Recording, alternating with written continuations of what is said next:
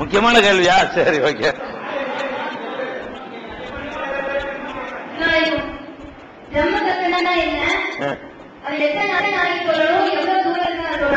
எல்லாத்தையும் சொல்லணும். சரி,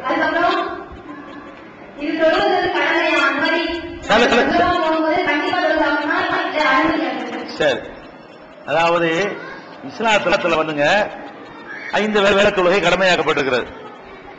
இந்த தொழுகையில சில பேருக்கு சில சலுகைகள் உண்டு. அந்த சலுகையில ஒரு சலுகைக்கு பேர் கசரு, இன்னொரு சலுகைக்கு பேர் ஜம்மு. 2 சலுகை இருக்கு தொழுகையில. 5 வேளை நம்ம தொழுவணும், அது கடமை. அது ஒரு விஷயம். இந்த தொழுகையில் அல்லாஹ் என்ன பண்றான்னு கேட்டா 2 சலுகைகளை வைத்திருக்கான் ஆட்களுக்கு. ஒரு சலுகைக்கு பேர் என்ன? கஸ்ருன்னு சொல்லுவாங்க. இன்னொரு சலுகைக்கு பேர் ஜம்முன்னு சொல்லுவாங்க. கஸ்ரு என்று சொன்னால் 4 ரக்காத்து தொழுகைகளை 2 ரக்காத்தாக தொழுவது. 4 தொழ தேவையில்லை, 2 தொழுதா போதும். ஒரு லோகர் இருக்குங்க 4 ரக்காத்து, ஆனால் சில பேருக்கு 2 ரக்காத்து. அசர் 4 ரக்காத்து, சில பேருக்கு 2 ரக்காத்து. இஷா 4 ரக்காத்து, சில பேருக்கு 2 ரக்காத்து. சுபுக்கு 1 ரக்காத்து கிடையாது, 2 தான் எப்பவுமே. மகரிபுக்கு 1 கிடையாது, 3 தான். அப்ப லோகர், அசர், இஷா இந்த 3 தொழுகைகளையுமே இஸ்லாத்துல ஒரு சலுகை இருக்குது. 4 ரக்காத் தொழுவதற்கு பதிலா 2 ரக்காத் தொழுவலாம். யார் தொழுவலாம் அப்படின்னு கேட்டா சொந்த ஊரில் இருந்து வெளியூருக்கு சென்றவர்கள். சொந்த ஊரில் அப்படி தொழக்கூடாது. சொந்த ஊரில் இருந்து வெளியூர் பிரயாணம் மேற்கொள்ள வேண்டும்.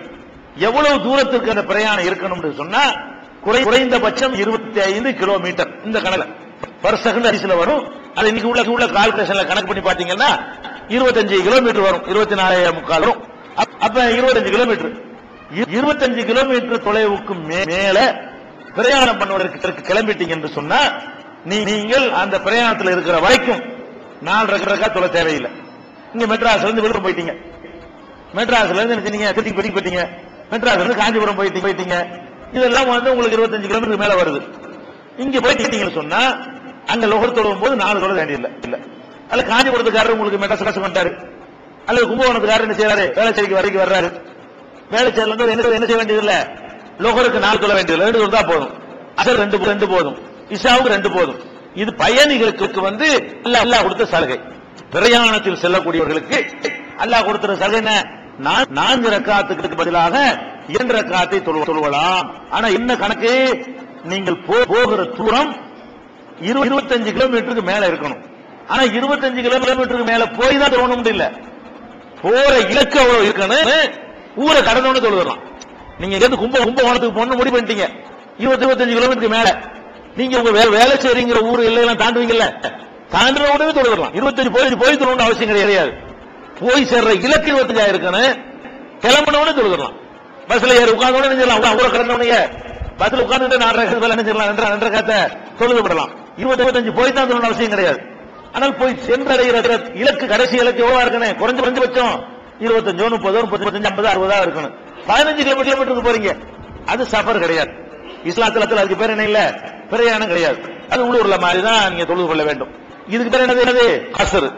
கசருக்கு அர்த்தம் குறைத்து தொழுதல். கசருக்கு அர்த்தம் குறைத்து தொழுதல். குறைத்து தொழுதல் என்ற சலுகை 3 தொழுகைகளுக்கு உண்டு. அது பாதியா குறைத்துக் கொள்ளலாம். யாருக்கு உண்டு என்று கேட்டால் சஃபர்ல இருப்பவர்களுக்கு உண்டு. சரி, இந்த குறைத்து தொழுவது தூரத்தை சொல்லியாச்சு. எவ்வளவு நாளைக்கு குறைத்து தொழலாம்? போய்கிட்டே இருந்தா தான் செய்யணுமா? போய் 5 நாளைக்கு போட்டு தங்குறீங்க, போவே இல்ல, லாட்ஜ் ரூம் எடுத்து தங்கிட்டீங்க, சொந்தக்காரங்க வீட்டுல 10 நாள் தேவைப்படுறீங்க, அந்த 10 நாளே தொழுவலாம். நீங்க சஃபர்ல இல்ல. இப்ப இங்க இருந்து போனா சஃபர் பிரயாணம், போய் ஒரு வீட்டுல உட்கார்ந்து சஃபரா? சஃபர் இல்ல. அப்படின்னு அப்ப செய்யலாமான்னு கேட்டால் நீங்கள் வெளியூர்ல இருந்தாலே சஃபர் தான் இஸ்லாமிய பார்வையில. வண்டியில போய்கிட்டு இருந்தாலும் சஃபர் கிடையாது. இப்ப நபிகள் நாயகம் ஸல்லல்லாஹு அலைஹி வஸல்லம் அவர்கள் மதீனாவுல இருந்து மக்காவுக்கு போறாங்க. மதீனாவுல இருந்து மக்கா வெற்றி கொண்டாங்க இல்லையா? மக்காவை வெற்றி கொள்வதற்காக போறாங்க. போன உடனே போய் நுழைஞ்சதுல இருந்து 2 ரக்காத் தொழுறாங்க. லோகருக்கு 2 தான் தொழுறாங்க, அசருக்கு 2 தான் தொழுறாங்க, இஷாவுக்கு 2 தான் தொழுறாங்க.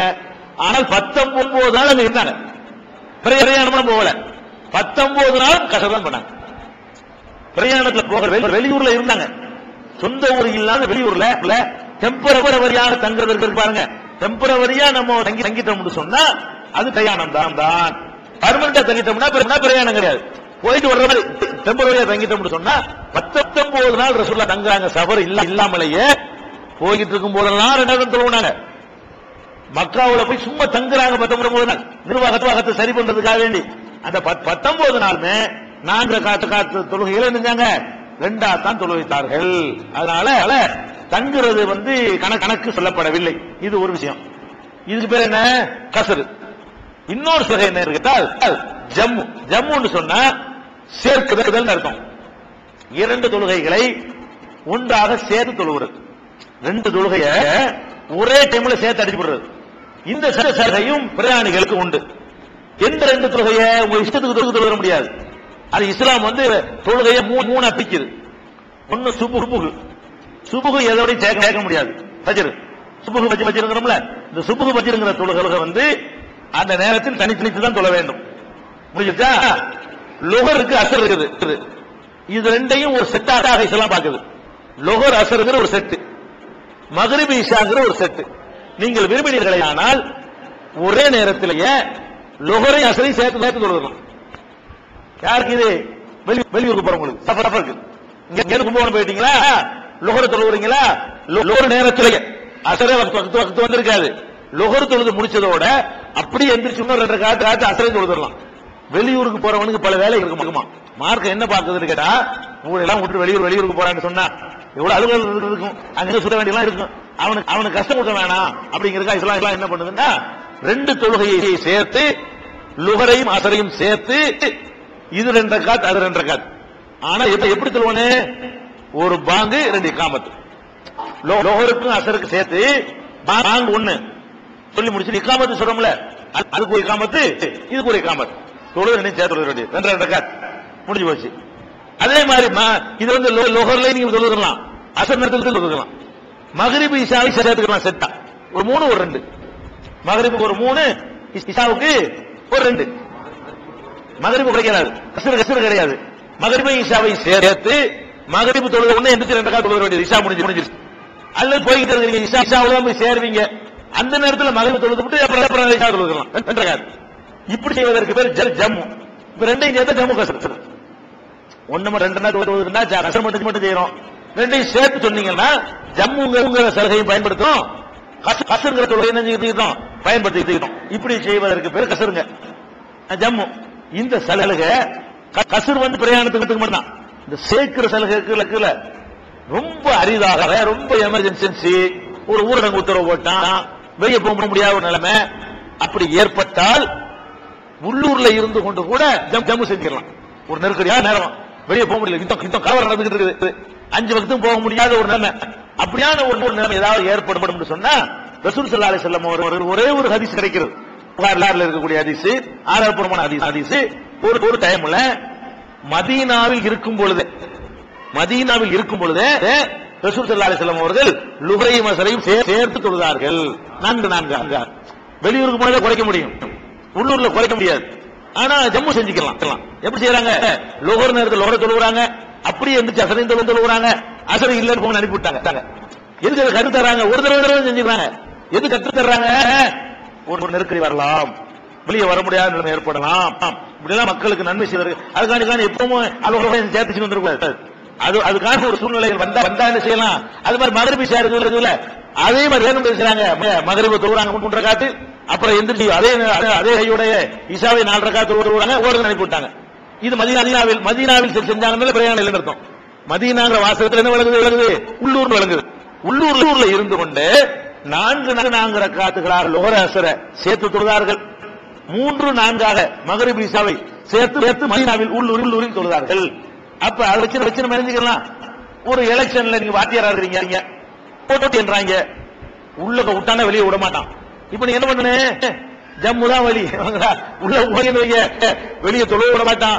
நீங்க வெளியே சொல்லிடுவீங்க, அரசாங்க வேலையில இருக்கீங்க, வெளியே விட மாட்டாங்கிறானா லோர சேர்த்து அசர் முடிஞ்சு வச்சுக்காத, உள்ளூர் அடம் செஞ்சுட்டு போங்க, குறைச்சிடாதீங்க. 4 நாள் தொழுவுங்க.